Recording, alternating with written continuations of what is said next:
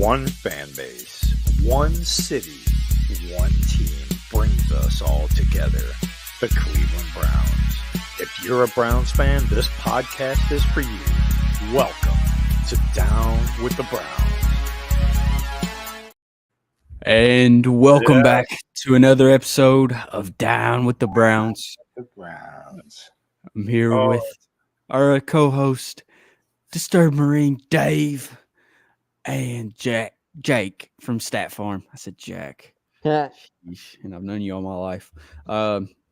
So what's up, guys? How we feeling? Not great. What about you, Dave? I'm proud of them. I'm going to get to where they were, and I think I'm just embarrassed about how that last game ended. It's just such a bad taste. But overall, I'd still say proud. But that was a tough pill to swallow. What we watched on Saturday. Yeah, it was a rough game to watch. I was watching it coming back on the road. But what I did get to watch, I got to watch the first half. We looked solid for the first few drives when we went up 14-10. And I was like, okay, I think this is about to be a back and forth matchup. And we started losing offensive help. Like we had 2 tackles go down in that game. And Joe Flacco started getting pressure on him pretty quick, wasn't able to roll out like he was, which the defense for the Texans was really smart in containing him. If you watched them, they were going deeper, making him step up. And when he would try to evade, they'd be right there to hit him, which was very smart on the Texans' part. But what did you guys see overall from that matchup versus the Texans? You go first, Dave. What I saw was an absolute butt whipping is what that was on every phase of the game. I don't know what happened, but that team is completely different than a lot of the teams we saw in some of those big games they won this year. And I just don't know how you come in there with that kind of a lack of focus or passion for that kind of game. But we did. And, it's with the difference in this defense from being one of the best of all times at home and one of the worst of all times on the road is the craziest thing I've ever seen. I don't even understand how that happens, but that needs to be a focus. And we need to dig into that and figure out how is that even possible, because it was a real thing. Yeah. Well, when we played this team the last time, we were up 36-7 midway through the fourth quarter, and we put in our starters. And the very next show, the very next week, when we were talking about how well we played, my first words were, I'm so glad. Well, let's say I'm so glad it made such a difference that C.J. Stroud did not play in that game. Oh, yeah. Huge. And my gosh, did this past Saturday prove that. Yeah. They are a completely different team with him. I mean, I'll be honest, the last week of the regular season, I didn't even watch the Browns and Bengals game. I watched the Jacksonville-Tennessee game because I wanted to play Jacksonville. I did not want to play Houston because it was a obvious mismatch with the way their offense was versus our defense. And they took advantage of it every single drive. And you can't blame them for doing that. That was smart on their end. They knew what to do. They executed. And another thing that I mentioned on Saturday's podcast before the game, execution is such a big difference. Execution was the difference in this game. If we had executed, it would have been a completely different game. We didn't, and they did. And, of course, Dave's right. I mean, they just whipped our tails. And it was because of the execution, basically. So, yeah. And, I felt like on the defensive side of the ball that JOK was the only one that showed up. I mean, what was it? He had 4 tackles for a loss. One of the best linebacker games you'll ever see is what for sure. It was unbelievable. And it was wasted. And you were just waiting on that Myles Garrett moment, like when he heats up and he just takes over a game, like we saw him do during the season. But like ever since that shoulder injury, it's like he never got back to that. And it's just like, man, like what happened to Miles? Like the last, like you said before the show, Dave, like he was non-existent the last 6 weeks of the season. Yeah, I mean, And something happened. I'm just not for sure, man. Like it's just he's supposed to be this dominant edge going into this playoff game. Like all the eyes were on him. They're like, oh, he's the leader of this defense. It's him. He's going to have a big game. He's going to wreak havoc on CJ Stroud, and we just never saw it. Yep. And it's just kind of mind-boggling. You're on the biggest stage, one of the biggest stages, and you just go out there and lay a dud. Mm-hmm. And I get it. The team's been beat up since week 1. I mean, losing Jack Conklin, then Chubb, and then just spiraling downhill with injuries. And it finally caught up to us, I think. I mean, Yeah. the tackle position. I mean, we were on there like 4th and 5th left and right tackles. And it's just, I don't know, man. I just feel like the magic ran out. And really, not only that, I don't say the worst part of it, but what's so mind-boggling crazy, if we had played any of the other teams in Wildcard weekend, we would have beat them soundly. We just got matched up with basically what was our kryptonite based on their offense versus our defense. I don't think Kansas City does that to us. I don't think the Dolphins do that to us, even with their injuries. And I don't think Pitt does that to us. And I truly don't think Buffalo does that to us. It was just we got the worst opponent for our strengths and weaknesses. And it was more than that, Jake, too, KFC. I know you were getting ready to talk, but basically what it was is it was our worst game of the season by far. Mm-hmm. There wasn't a game you could pick out that was any worse than that wild card game was. There's a couple bad ones, but not that bad. Mm-hmm. And by far, it was the best game that the Texans have played. Very true. What you had is the perfect storm of them on their best day and us on our worst day, and that's what 45-14 or whatever the hell it was. That's what happens. Yeah, that's what happened there. Yeah, well, Drew just brought up a big point. He said the defense didn't travel well all season. And I don't know what that comes down to. Is it just the players get jet lagged, don't know how to travel well, or they go out into these different cities and party all night and just don't come prepared as much? Maybe it's something like that. I'm not for sure. Like you would think, if you're Jim Haslam or Andrew Berry, you definitely have to find out, because you got to sit down and figure out because that is such an anomaly that what you just said, Christian, it might be something like that. Hey, these guys were a little loose and a little lax on these road trips, and there was no curfews or anything like that. I mean, it might be something crazy like that, because that's ridiculous how that was so different. Sorry. Yeah, no, you're good. And it's just like when they'd go on the road, it felt like we were watching the defense from last season.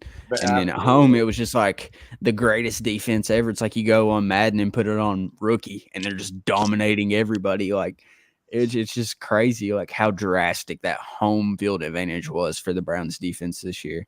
Mm-hmm. And next year we have less home games, so they've got to get that fixed, because I mean we've got 9 or 10 road games. 9. So, I mean, and we got some pretty big opponents too. I mean, yeah, the schedule does get tougher next year. Yeah. I mean, to be that different from home and away that's unbelievable. It's unbelievable. Yeah. 2 totally different defenses this year. Yeah. And one thing that kind of scares me, though, I was kind of nosing through this free agency list, and a lot of our guys on defense are hitting free agency, like Zadarius Smith, Sion Takitaki, Anthony Walker, Jordan Elliott, Shelby Harris, Marquise Hurst, Mo Hurst, Ronnie McLeod, that's an offensive lineman, Deron Harmon. Let's see who else is on this list. Matthew Adams, he was more of a special teams guy. Sam Kamara, Jordan Kunasik, Jacob Phillips, Mike Ford. I mean, there's probably a few more on there that I overlooked, but I mean, that's quite a few guys, and some of them guys are big time players for us, like Z and Mo Hurst, and Shelby Harris stepped up big and was a crucial depth piece on that D line. Yep. I saw somebody on Twitter said that list, you could basically just let them all go. You know what I mean? And you could. You could find something to give you a little bit of Zadarius Smith and find another interior lineman. But the thing is you can let them all go, but then you got to replace all those players. And you got to find the people you want on this team. And that's a big part of this roster that's getting moved out the door that was part of the culture that made them successful. So I don't know how that's going to affect them, but it is going to affect them. Yeah. Yeah, but one thing I do think that's going to be key for us in free agency this year, I know that every year it feels like the cap goes up a tad bit because viewership keeps going up. And, as much as we hated seeing Taylor Swift on the television every time you'd hear the word Chiefs get breathed, I think that's going to actually help in cap space because of how many people actually tuned into like NFL games this year just for her. So I think the cap space will shoot up a little bit. Yeah. And that'll allow us to kind of wedge our way in and get some more players. Are you saying Taylor Swift is going to be responsible for a 6% cap increase this year? Is that what you're saying? I'm saying the Swifties brought more money. Way to go, Swifties. Yeah, proud of them. It's the only time we'll ever be grateful for them, Well, we need a cap increase like very badly too. So what they need to do is have Taylor Swift perform a halftime show during the regular season. So, I mean, dude, they're lucky they won that playoff game. If they would have lost that playoff game, they would have chucked her out of that stadium forever. Oh, bro, it'd have been bad. It would have been bad. But with that cap increase, and as I know it had a horrible ending, got blown out in the first round of the playoffs. I think a lot of people look at the season, they'll be like, dang, this team didn't have their heart and soul, Nick Chubb, for 15 games. Since game 2. Yeah, they didn't have Watson for over half of it. They didn't have their starting left tackle. And I mean, they're going to look at the IR list and they're going to be like, dang, I might not even be a starter, but I could go in as a depth piece and maybe be the starter, like these guys that are like, not like elite, but those middle ground guys that you need. Like, because like if you look last year, like we never had that good player, but when we would lose them, like it was just like a drastic drop off. Yeah, like when we lost Anthony Walker last year. Yeah, and then this year, if you look on the D line, like we lost Mo Hurst. Like it really wasn't that big of a. I mean, it was a drop off, but it wasn't like a drastic drop off to Shelby Harris and Jordan Elliott. So if we can get these mid tier guys in there, which I think there's quite a few people hitting free agency this year in that mid tier. I don't really see any real superstars hitting free agency this year, but I mean, you never know. People might come up for trade, but is going into this offseason, like who do you guys see not being on the team, even if it's like via trade or just walking? Like who's somebody that you guys don't see on the Browns next year? Go ahead, Dave. Well, other than Kareem Hunt,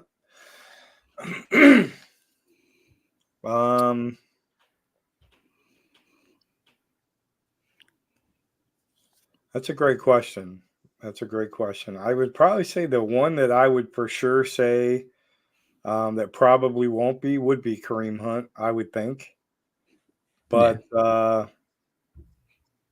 don't know. I mean, obviously Zadarius is a free agent, so I don't know if he played well enough to get himself a bigger deal. I don't know how much money we're willing to give him, if we can give him anything.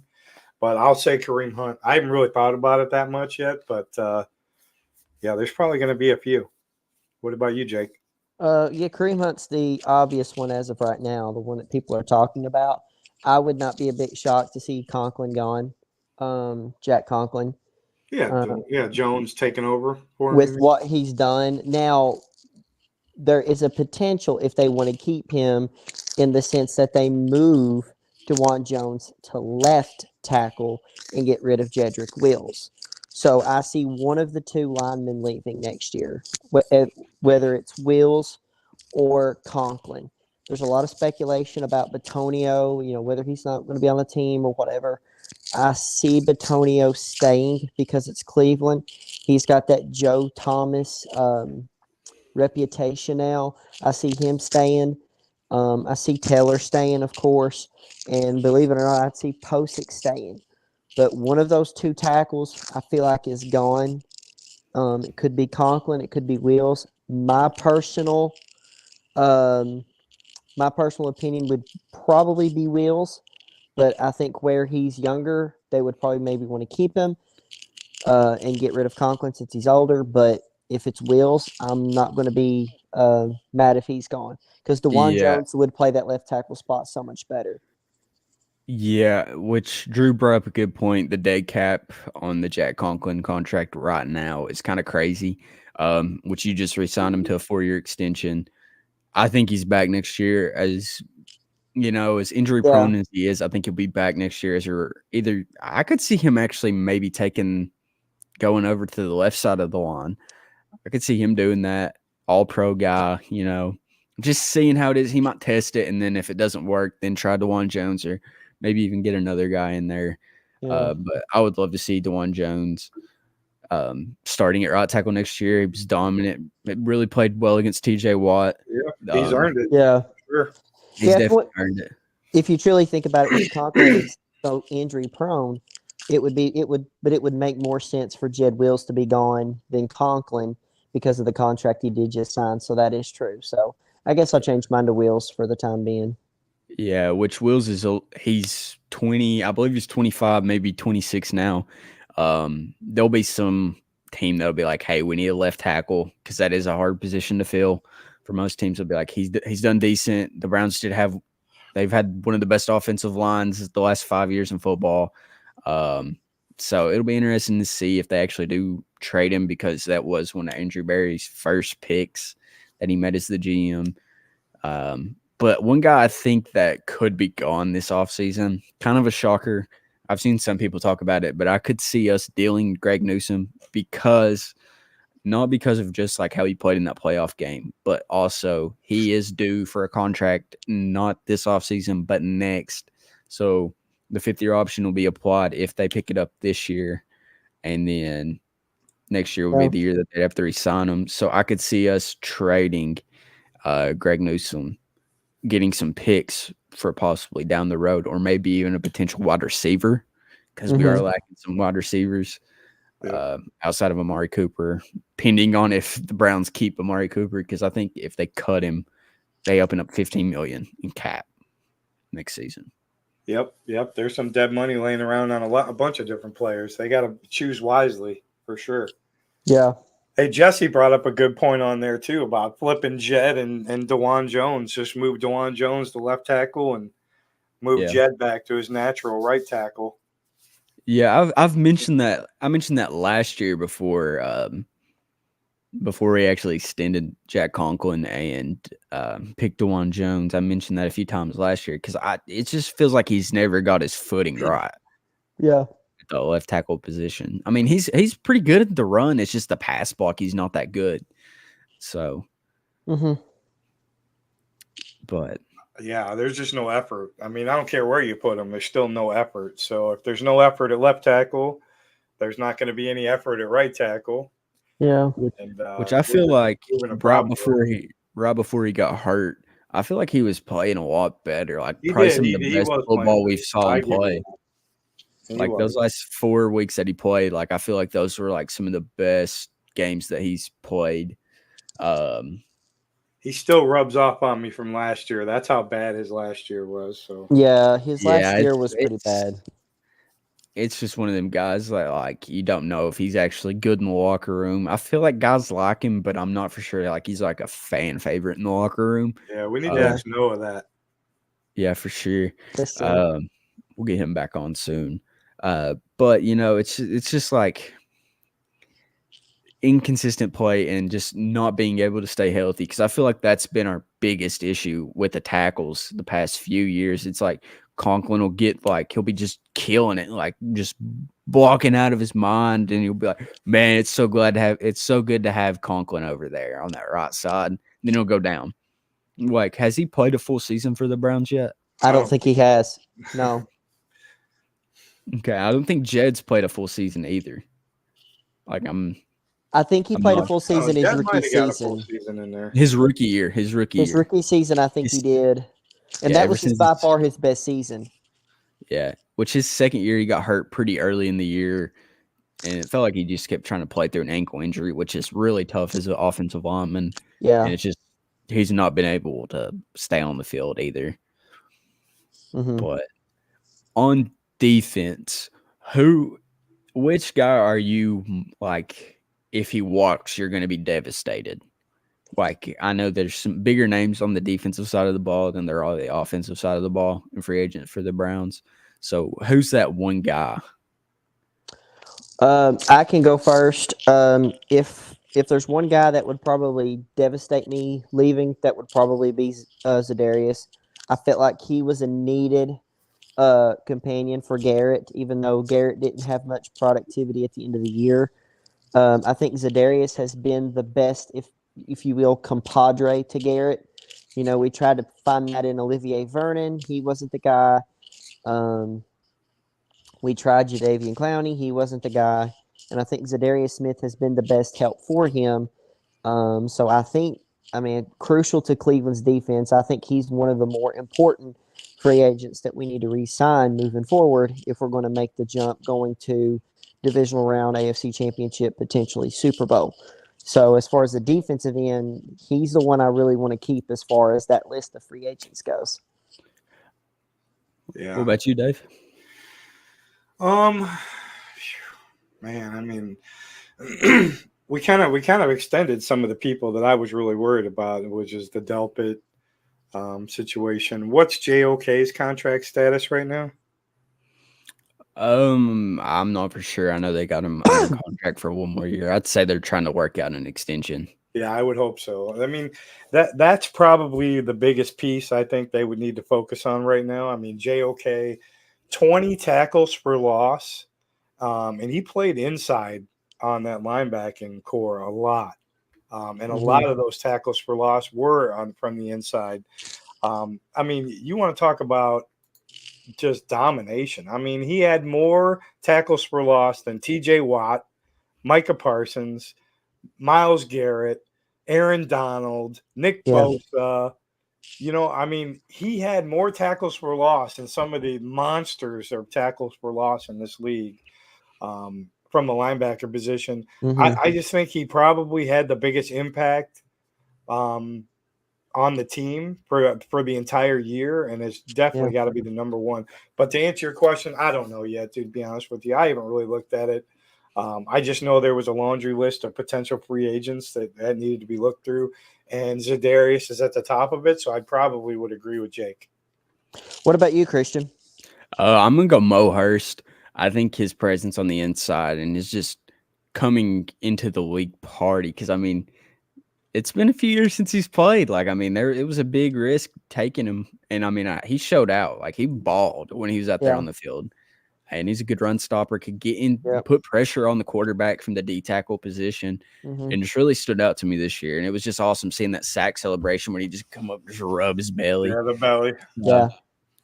For sure. Yeah, that's a good one for sure because, of course, he filled in that hole, no pun intended, from the previous year of the inside. Our run defense was absolute garbage in the previous year, and he was one that improved that run defense for sure.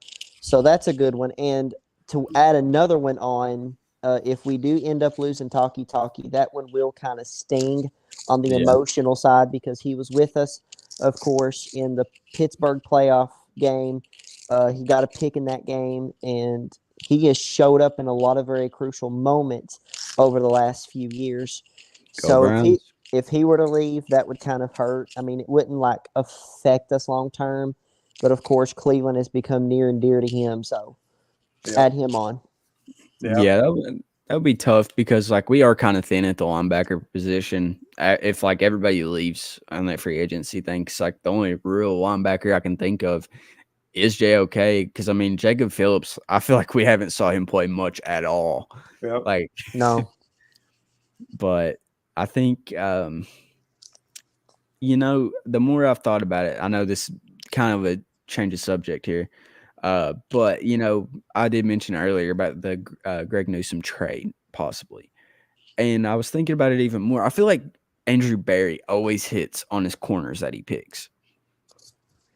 He's hit on a few for sure. Yeah, I mean Greg Newsome. I think that was a hit. I think he's been. Oh yeah. MJ and then Cam Mitchell. Is that his name? Cam Mitchell? Yeah, Cam Mitchell. Yeah. And I think he's been pretty solid when he's been out there. So if we trade Newsome, I feel like he could hit on another one later in the draft because I feel like he's just been – as far as GMs go, Andrew Berry's probably been the best GM in my lifetime by far. I think he's been better than John Dorsey. In certain categories, yeah, not the whole broad spectrum, but I mean, in some categories. My bad. Go ahead. Well, not really. I mean, some categories, I would pick Andrew Berry. Some categories, John Dorsey. I mean, I feel like long term, you're better off to have Andrew Berry because of the youth, and you're going to keep him longer and stuff of that nature. But I mean, it depends on how you look at it, really. He just always has the Deshaun Watson trade hanging over his head. It's just like that hasn't played out for a lot of people yet. And it was such a divisive trade based on Watson's character that I don't think Deshaun Watson has outplayed the critics yet. Like, I don't think he's played well enough to where it can silence the risk involved with what they gave up for Deshaun Watson. Yeah. And until Deshaun proves beyond the shadow of a doubt, like if they go 6-1 next year and Watson's one of the elite quarterbacks in the league, then all that stuff will get put to bed. And I think Andrew Berry would get the crown at that point but I think with that Watson trade still not playing itself out all the way yet, I think that hangs over his head for being a great one. But he's definitely one of the best. Yeah, that's the one I was getting ready to say. I think the Watson trade's still kind of looming. It's just I feel like Andrew Berry's hit more picks than John Dorsey did. Because that's fair. I think he did excellent with the Nick Chubb pick, the Denzel Ward pick. I really can't think. Oh, he picked Grant Delpit, didn't he? No, he picked Grady Williams. Never mind. But that didn't really pan out. The Baker one didn't pan out for Cleveland. I mean, he's been doing pretty good down there in Tampa. Austin Corbett picked in that same draft. I feel like there's only like two guys I can think of out of that draft class that really stood out or that are even still on the team. Unless Talkie was in that draft. Or was he in that team? No, Talkie was in the same draft as Grady Williams. And then Jacob Phillips was in that draft too. Right. Or was that the Grant Delpit year? I think that was the Grant Delpit year. I can't remember right off the top of my head, but Talkie and Grady Williams both got drafted in 2019. And I remember because Christian Kirksey announced the Talkie pick. Did he pronounce it properly? I can't remember. Yes, he did pronounce it. He did pronounce it correctly, and everybody was kind of shocked because of the name and stuff. And everybody thought that our linebacking core was going to be like legit because Mac Wilson got drafted the very next day, and we were going to have like the best linebacking core in the National Football League. And yeah, that was John Dorsey. Yeah, which I hope they draft. There's a few linebackers in this draft. I feel like this draft's going to be linebacker heavy. I think you're gonna have a lot of that like JOK type of linebackers coming into this draft, and there's gonna be a lot of guys not as good as JOK. I will say that, but like later in the draft, there'll be some guys that can make a presence in this draft. There's one position I don't want to see Andrew Berry drafting at this year, and it's wide receiver because I want him to pick up some wide receivers. Yeah. So I just don't feel there like I'm in. Out there. Yeah. Yeah, because I don't know. I'm still iffy on David Bell. I'm still iffy on Cedric Tillman. I mean, they've showed flashes. Last few weeks, David Bell's been playing. I think he's been standing out a little bit. Yeah. Since Tillman went down, but I'm still skeptical on his drafting at wide receivers because the only one that I can really think of has been DPJ. He's on the Lions now. Yeah. How about that third round though in 2022 for Andrew Berry? If you want to talk about David Bell, Alex Wright, and MJ Emerson all in the third round. Yeah. In 22, solid. And those were our first three picks of that draft. So I mean, talking about maximizing. But then he missed on Perrion. He missed on Cade York badly. Yeah. So Hey, he redeemed himself with the D-Hop trade. He did. Yep. He They redeemed did take himself. Greg there. Newsome in the first round, though. We know now that Greg Newsome is not a first-round cornerback at all. I think guys some agree team with would bite on him though, because I mean, first round, got the option on him still, and he's. Yeah. I mean, he's not the best corner, but he's not. Would the you worst draft corner. Anthony Schwartz in the third round? No. Because No. Andrew Berry did. You know, We were desperate at the time for wide receiver. Jed Yeah. Wills, number one. You know, I mean, there's been some. Well, Greedy Williams in the second. the I don't know if Jed that Wills was pick. Sashi or not. Yeah, I Jed think Wills that pick. was. Go ahead, Christian. No, you go ahead. The Jed Wills pick was not actually a bad pick in its time. I mean, of course, his rookie year, he had flashes where he did phenomenal. He played well, and it was just over time you saw his regression. He actually was a better pick than some of those other linemen. Had Tristan Wirfs for sure, but he wasn't the worst pick out of those linemen in that draft, and we desperately needed a lineman. He would have been drafted there or very shortly after if we didn't draft him. So, yeah, I definitely agree with that. It's just, there are some things you can point to. I think they were big on Andrew Thomas. I think that's who they wanted, and he just got picked real early. Yeah, they couldn't get Andrew Thomas because the Giants got him right away. Yep. Yeah, and I get the pick. Like, a lot of people wanted Tristan Wirfs. I was one of those people. But at the time, like you said, Jake, it made more sense. I know Jed Wills was a right tackle, but there was still some – I think it was the age of Jed Wills because he got drafted at age 20. I think that had a huge play in it. Yeah. And at the time, Andrew Berry was drafting a lot of young dudes. Like, his age criteria thing, like, that was a big thing. And I think he kind of broke out of that the past two drafts. Yeah. Because he was drafting a little bit older guys that were kind of more ready to play. Yeah. But yeah, as bad as that defeat was, though, to the Texans, I'm kind of optimistic going into the next year, man. Like, as resilient as the team was, despite all the injuries, I'm excited because we're getting Chubb back. We're getting Nicholas Jamal Chubb back. Okay, going into next year, do you think Nicholas Jamal Chubb gets to where he was when he got hurt? 100%. And not many people I would even say that about because two big injuries like that, two of the most gruesome knee injuries. In the same knee. But he's not human. I mean, he's not human. He's an alien from another planet. Yeah. And if anybody could get back to that, Nick Chubb can, and I think he will for sure. Yeah. I 100% agree. Well said, Dave. Yeah, I think he's going to have vengeance. Hey, it's like my son said this to me a lot, and who's watching with my grandson right now. Hi, Deej.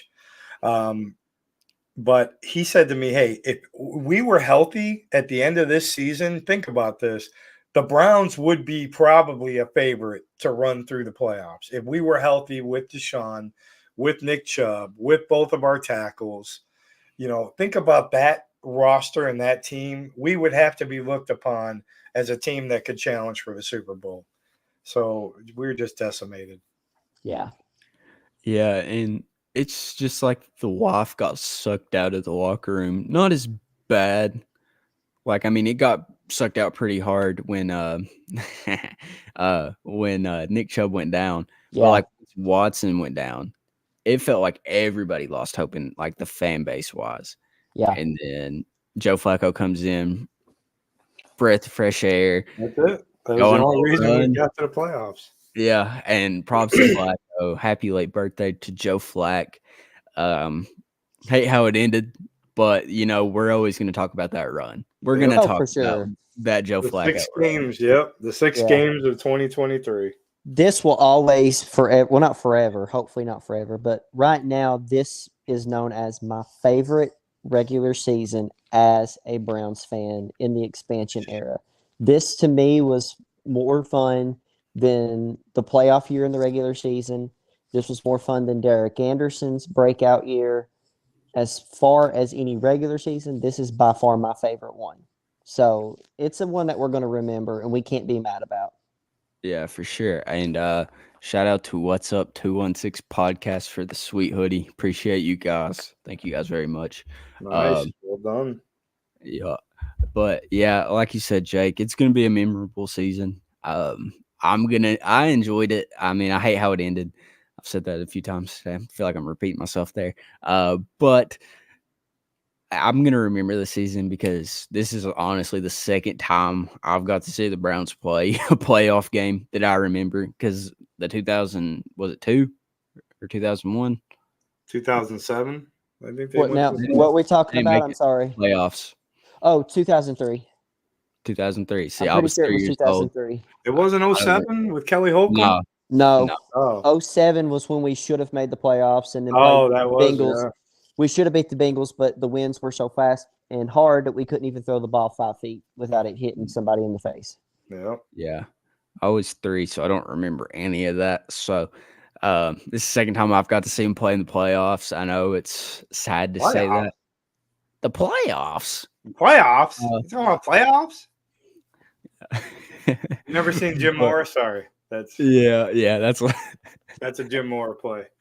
yeah. But you know, it's always hot to see your team make the playoffs. I mean, I wish we'd went farther. I didn't like. I mean, I was thinking in my head, I was like, man, we do have a shot at the playoffs. You just get into the Super Bowl. I mean, you just get into the playoffs And see you what got a happens. chance. Yep. But at the end of the day, you look at the roster compared to what it was at week 1, drastic difference. Oh, for sure. Absolutely. But you know, going into next season, I think I'm Joe Flacco optimistic did. too, man. Yep. I think Joe Flacco put a little pressure on Deshaun. I think so too. You I think think he could. Flacco's on the team next year? Oh yeah, they'll re-sign him. They'll bring him back. You think he'll come back for a year or two as a backup? Yeah, I think he'll be back next year as backup. The team loves him. They love that dude. Yeah. If another team doesn't desperately call him in need of a starter, yes. But if another team calls and says, hey, we desperately need you to come out here and start for us right now, he would go to that team to where he could start and play. And you don't blame him for that. But if he doesn't have any other options, I think Cleveland does sign him for another year. The only way I could see the Browns not re-signing him is because next year, if Watson's not playing like elite ball or decent ball, fans are gonna be chanting Joe Flack, or Flacco. You'll hear that in the stands, and that's just not good when you got quarterback controversy. It's just you're gonna have the locker room kind of split on who their guy is, and that'd be the only reason I could see him not bringing him back. Yep. So, yep. It'll be just kind of thing. Yeah. Thing. So I hope DTR kind of steps up in case we don't bring back Joe Flacco, if he just wants to hang up the cleats, or if he wants to come back, because you never know day to day. So I hope DTR takes that step, kind of becomes a legitimate like QB2, because I mean he did decent against the Broncos till he got concussed, and then. But I hope he if something was to happen to Watson next year, he could legitimately step in and win us some games, you know? Yeah. I saw some growth in him this year from that first game, how bad it was to, playing a little bit later. He's definitely grown a little bit this year. Yeah. I mean, he had a game-winning drive against Pittsburgh. I was actually going to bring that up. The Pittsburgh game was when you started to see some growth in him, and you're like, okay, he's got some potential. Right. I mean, there's something there. It's going to be a long road, but I think he's got some potential. I love how they used him with his physicality. I loved how they used him in very special spots. Yeah. It seemed like they had really good plays called for him to use his athletic ability. Yeah. So I got a funny little stat. I noticed this the other day, and I just find it quite interesting. So there is a guy on the Browns. So listen to this. So in the regular season, this particular guy had 81 yards total on the season.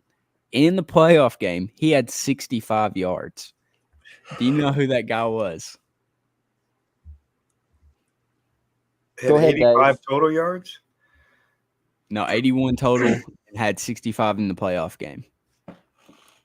This year? Yeah, this year. Was it Akins? Nope. Oh. No, Jake? Harrison Bryant? Yep. Oh, Harrison yeah. Bryant. Yeah, he He did. He had had a couple catches. he had 13 receptions on the year, 81 yards, 3 touchdowns. And then in the postseason had 4 receptions for 65 yards. That's Stefanski. Hey, they'll never expect us to throw to Harrison Bryant 12 times. Let's do it. Hey, he caught Yeah, almost all of the passes intended for him. he did. He did. He had a solid He game. played solid. I'm kind of nervous about the wide receiver room. I know we've talked a lot about next year already. I'm just kind of nervous about it because, that day cap hit for Amari Cooper's contract. Like, if we cut him and we open up $15 million, that's going to be crucial because we have a lot of guys on contract right now. And it makes me nervous because I love Coop. Probably better to just pay him. Just pay him instead of worrying about how much you could shave off of him. Yeah. I'd actually probably look into extending him. I don't know. He looks good enough. I'd He love play it. 2 more years, I would think. Yeah. Maybe go ahead, Jake. No, I mean, I'm just agreeing with Dave. In the position that we're in right now, where we have enough talent and the potential to make that big leap into, potentially AFC Championship, Super Bowl, I think it's crucial that we keep Cooper because he's not been a distraction. He's been productive. He's a key player for this offense, and I think he's one of the more important guys to keep. He should be at the top of the list as far as free agency. So, yeah. Good point. There we go. Yep. 3-year deal and free up his cap hit for this year. Yeah, that's gonna be the hurtful part about it. Unless they can like cut him and then be like, hey, here's like some more money. Somehow work it out like that. Yeah. I know this is a long shot and it'll never happen, but the thought of getting either Mike Evans or Gabe Davis just intrigues me so much. To have a big body number 2 receiver. Like, even if Mike Evans is there, he's a little bit older than Gabe Davis. But that'd be a tough duo to stop. Somebody Deshaun could just chuck the ball up to and just know that they're going to probably go up and get it. Mike Evans is so good. He made Johnny Manziel look so good to the Cleveland Browns that they decided to pick him in the first round. I'd say another team's going to pick him up and throw a chunk of money at both of those guys, actually. If we were to get him, or either one of them, we would need to pay a lot. Yeah. See, I want to have just 2 elite wide receivers because, we really thought Elijah Moore was going to be that dude at wide receiver 2 this year. I kind of fell into it. You were crushing on him. You were crushing. Not as bad as Mac. Not as bad as Mac was. Yeah. Mac was saying he's going to be the most utilized dude. I was like, okay, I could see him being good. I thought DPJ was going to go into that wide receiver 2 spot. I really thought he was going to have a year and just never. I don't know. He can never do it. He can never hit that high gear. I don't know. He can never take that last step into a number 1 role. That's a great point. Yeah. Yeah, exactly. DK. Oh my God. Can you imagine? Yeah. Now, what do you guys think will happen with AJ Brown moving forward? He's gone. I think the Philadelphia Eagles are about to fall apart. I think Jason Kelce was that glue, and they're going to I'm out. He says, yeah, I'm out after that, dude. He ain't coming back for another year of that. Yeah. The greatest collapse in the history of the NFL, dude. 10-1. 10-1 and get shellacked in the wild card game. Wow. Yeah, and they're probably going to fire Sirianni. Probably. You think they'll hire Bill Belichick there? No, he won't go to Philly. Oh, okay. I think Bill's going to either go to the Falcons or... Dude, you don't think Jerry Jones will fire McCarthy and hire Bill Belichick? That's what I was going to say. I could see him as if they fired McCarthy, I could see him going to the Cowboys. Well, yeah, that's the only thing there. The only thing there is, I think, egos between them two and how they want crap ran. They would butt heads, and I don't think it'd last. He did it with Bill Parcells before, though, so he has the ability to be able to do it with an alpha type personality. That's a solid comment right there. Hardball to the Cowboys. I could see that. Oh, yeah. He's going somewhere, apparently. Looks like the Chargers. Yeah, I could see that. There's a few teams I could see him going to. I really thought he was going to go to the Bears because I really thought they'd fire Eberflus, but he ended up saving his job. Yeah. But crazy. So what? Okay, I know it's a change of subject, but do you think this is Mike Tomlin's last season? Did you see him walk off the stage during his press conference? Because he's under contract one more year. Do you think he just rides it out and then leaves? I don't know. I see. I think I hope he leaves. I hope they get him out of the AFC North forever. Yeah, if you're Mike, I want to see Mike Tomlin gone because I don't want to coach in the Steelers. No, because he's a good coach. He's a great coach, actually. But I'd say he'll stay there as long as he wants. He may stay there like Bill Cowher and retire there. If they can get some pieces in Pitt, and I hope they don't, but if they get the right pieces in Pitt, they'll make some damage. I mean, they've won 10 games with Kenny Pickett and Mason Rudolph. I mean, if they get some extra talent in there, who knows what they can do moving forward. And it's not going to be easy next year for us because of that. They're not going to be an opponent that we can just beat by 3 or 4 scores. It's going to be a battle every single year, as it always has been. So I say Tomlin stays. Yeah. See, I think it's his last year. I think he's going to leave after that contract ends. Dude, he can coach wherever he wants to coach, man. Yeah, that's true. The only reason I could see him asking for a release, and I know this is just pure, just like conspiracy theory, but I could see him asking for his release this year and trying, if the Raiders don't make that interim head coach, the actual head coach, him trying to go there and head coach for the Raiders. I don't know. I say he stays. Because he has that type of grit. Like how they say the Raiders are, he fits that mold there. I mean, I hope you're right. I'd like for him to leave Pitt, but I just don't see him leaving Pitt after all the history and what he's done there. They've not had a single losing season. Dude, it's just that interview, man. That interview, like, really, like, because, I mean, where there's smoke, there's fire. And, I mean, you've just heard a lot about him getting fired this year and then him walking out of that press conference. I hope they piss him off. I really do. I do, too. He blows right out of there.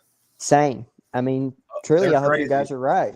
And I know we're talking about around the league now, but where do you guys see Mike Vrabel going? Philly. Probably. Yep. That's a good fit. Yep. Yeah. And I think Ben Johnson's going to take the job at Tennessee. Yep. I think they're going to pay him the bag, get him in there with Will Levis. I think they trade D-Hop. I really do. I think they'll trade D-Hop, and then they'll take a guy in the first round. That's smart. I see that happening. And then I was kind of shocked with the Jared Mayo hire. I was like, how quick they did it. They was like, we decided to part ways with Bill Belichick, da-da-da-da-da. Yep. And welcome, Gerard Mayo. Yep. Yeah, like, I mean, it happened super quick. I was like, oh, man. Because, like, if you remember last year, he was considered like a head coach, like, soon to be head coach, and he was interviewing at places. Mm-hmm. And I think we talked about it on the podcast last year, too. If the Browns did move on from Stefanski, him being a possibility, or him even being a possibility as the defensive coordinator. But then they like promoted him and they did their thing. Yep. And now he's the head coach. Yeah. So. I'd swap Stefanski for Mike Tomlin. There's a there's a few, very few people I would swap Stefanski for, and he's one of them. Like, he's just one of them coaches. Like, you just got to take him when he's available. I mean, we've had a front row seat to how great he's been his whole career. We've had a front row seat to it our whole career watching him. And the Steelers fans that want him out of there are nuts, dude. Ain't that the truth? Yeah, for sure. I mean, I'll gladly sign the petition to get him out too, and I'll fake being a Pittsburgh fan for like 3 seconds to sign that Yeah, to petition. sign it. Yeah. Yeah, just to sign it. Like, wow, they got 1.6 million signatures on this. Wow. That's crazy. Yeah. But before we end this episode, what is one hot take at a position that you think that the Browns go heavy at this offseason via You the go draft? first, Dave. Well, linebacker, and that's just because 3 of them are leaving via free agency unless we do something about it.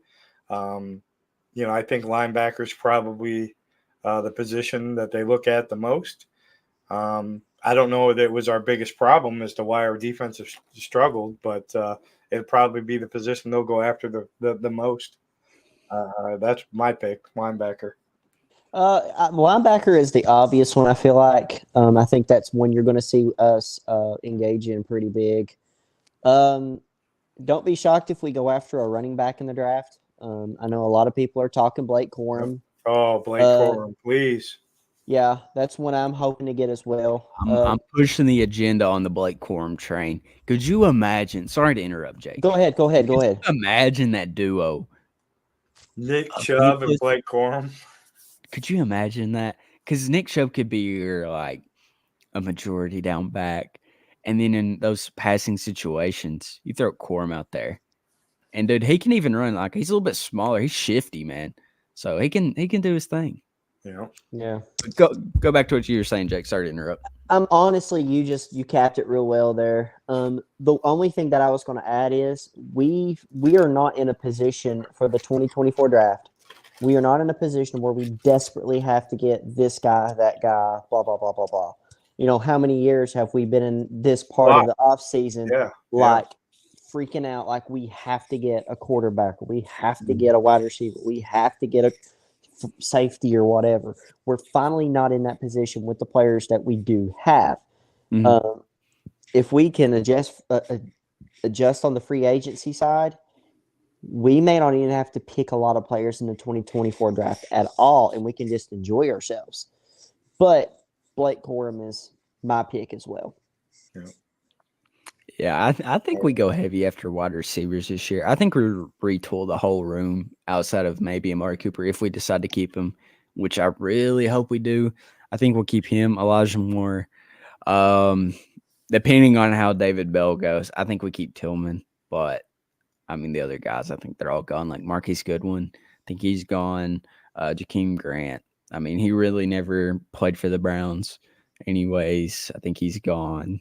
And there's just a few other guys I just don't see the Browns bringing back, and I think they'll try to bring in a veteran guy to play that wide receiver too. I don't know how much they'll spend, but they'll bring in a guy that can come in and make some plays. Mm-hmm. Yeah. But